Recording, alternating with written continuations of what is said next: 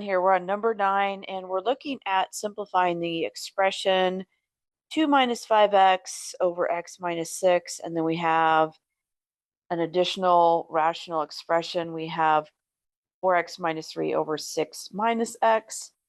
And again, we're told to simplify, which really means just do the operation you're told and clean it up and simplify the final answer if possible.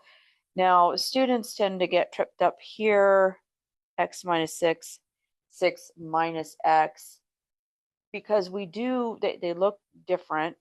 And yes, they are truly are different, but we can shortcut this sort of and make the denominator the same with one easy step, and then carry out our addition here. So remember, whenever you see, for instance, a minus b and b minus a, right? They are different. Order matters with subtraction, right? However, I can factor out a -1.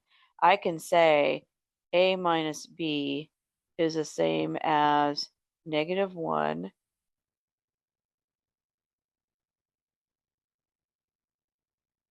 okay. These expressions are identical, right? They're not pretty to look at, but this right here is a true statement. And in essence, what I did is I just divided out by -1, right? And pulled it out front. And what I have is -1 times -a plus b. And ultimately I can say that's -1 times b. And then I can flip the order. I can put the positive b out front and the plus -a on the back end. And I can say it's -1 times b minus a. I can do the exact same thing here. I can actually say 6 minus x equals -1, -6 plus x, and I'll have -1 x minus 6. Yay! So this ends up being -1 times x minus 6, and I can go on about life. And actually, before I do anything, yeah, I'll need to clean this up here. So I'm going to rewrite the first expression without any changes, because we're not going to change that. We're used to seeing the variable up front. I will go ahead and make the second equation look like the first, at least on the bottom part, right? So if I take 4x minus 3, and I'm saying, okay, -1 times x minus 6, what I could do is simply bounce the -1 on top, okay? Meaning I can just simply move it. Maybe it might be better just to do it like that. I'm just going to move the -1 up front. So another way of saying this would be -1 times 4x minus 3 over x minus 6. And I could say this is -4x plus 3 over x minus 6.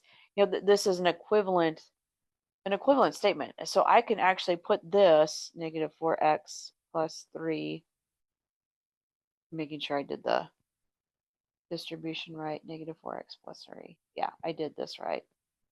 All right, so ultimately, and there's an addition sign here, so I don't need to worry about, flipping signs or anything like that. So ultimately, now, as long as I have the same denominator, I can go ahead and add these numerators just as you would in any fraction. As your simple, fraction, when you're adding and subtracting fractions, say in grade school, we're just going to combine the top. I'll just put -4x plus 3, and then x minus 6.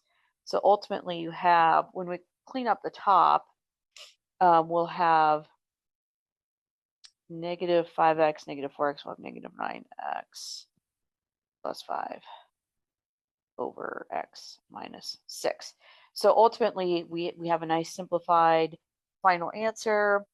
And again, I just manipulated, we're simply manipulating that 6 minus x to make it look like x minus 6 by factoring out a -1.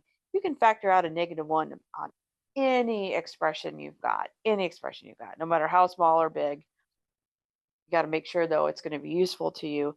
In this case, it will, because it'll make the denominators the same. Once you take care of that -1, once you resolve that -1, move it up top and arrange those, apply it to the terms up there, and you're in a good status. So again, ultimately, we end up with -9x plus 5 over x minus 6. That's your final answer. Thank you.